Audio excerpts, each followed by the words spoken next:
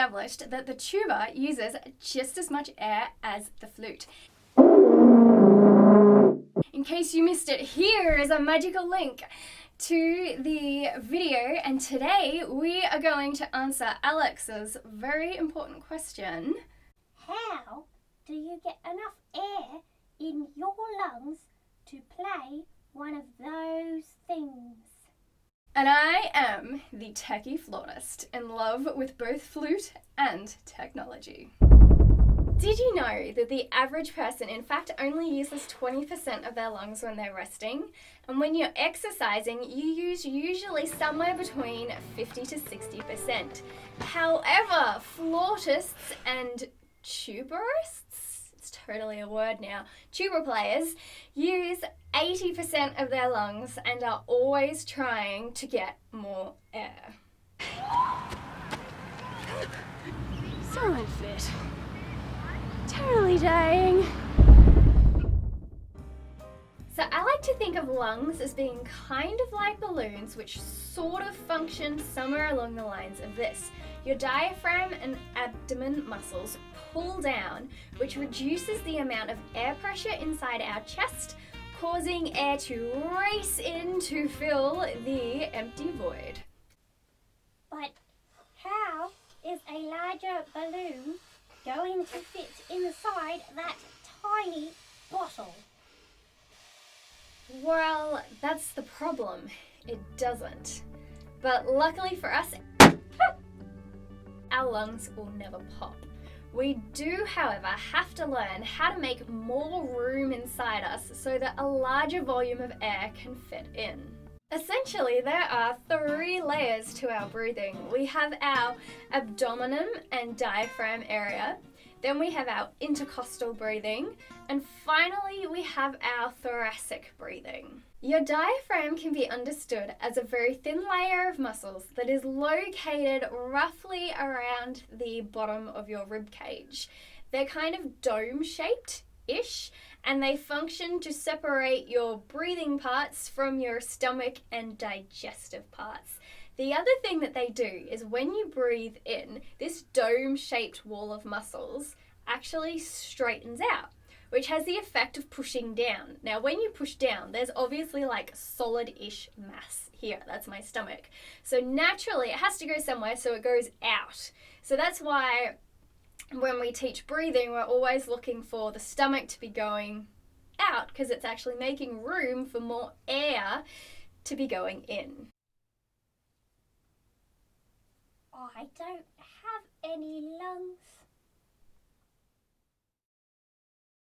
These amazing diagrams were actually taken from the healthline.com website, which is a fantastic resource for anyone wanting to know more about breathing. So when it comes to playing flute and tuba, you're going to need to work on epically over-exaggerating these movements.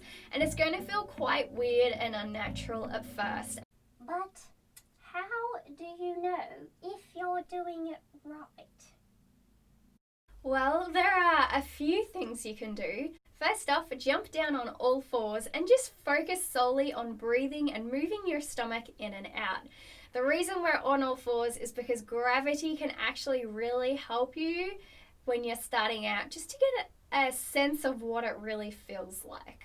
Secondly, and this one is actually used a lot for pain management and relaxation, we've kind of just like pinched it from their world, but it's actually really effective. So what you want to do is you want to lie down on the floor and you want to place one of your hands on your chest and one down on your stomach. And first off, you just want to start noticing what happens when you breathe in, like which hand is moving. Sometimes a mirror can really help you work this out if you're struggling a little bit. Now you want to start slowly breathing in and out through your nose. And you want to practice this breathing without moving the hand that's on your chest and only moving the hand that's on your stomach. Once you have mastered this while you're lying down, you can now practice it standing up.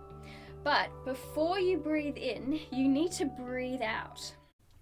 And don't forget to actually visualize the breath as it comes in through either your mouth or nose, travels down your throat, past your chest, and fills the entirety of this area. I know visualization sounds a bit kind of weird and lame and new agey, but it is actually really, really helpful to help you get a grasp of this very unnatural way of thinking about breath.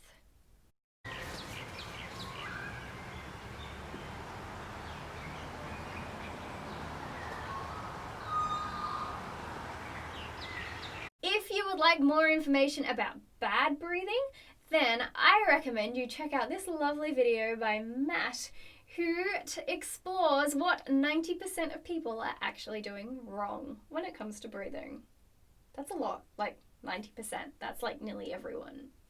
And another great tool which will help you out if you keep forgetting to check in with your breathing while you're practicing is grab your dressing gown cord or a piece of elastic and tighten it around your waist. You don't want to make it ridiculously tight, just tight enough so that you can feel that there is something there.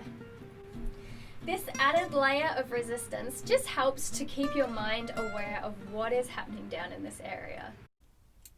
Finally, I have actually heard of musicians stacking books on their stomachs and doing, I guess, like stomach push-ups to try and strengthen the muscles in this area.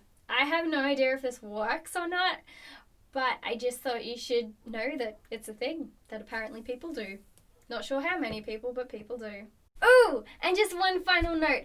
I personally have found that if my stomach is too relaxed, then I'm not actually breathing properly. You want all these muscles to be actively engaged in the process. It's not necessarily a matter of over-tensing them, but for lack of a better English word, there is some sort of tension or work going on down here.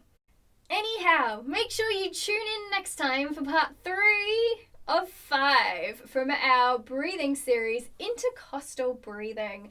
And don't forget to subscribe and switch on those notifications so you don't miss the next episode of The Techie Flautist. That'll do.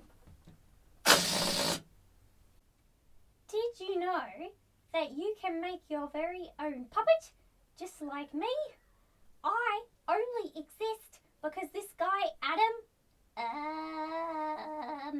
sorry, Adam, I don't know how to say your surname, but this guy puts up amazing videos about puppets, including how to make them. So you should totally check out this guy's channel in the link over there in the corner. I always wanted to do that.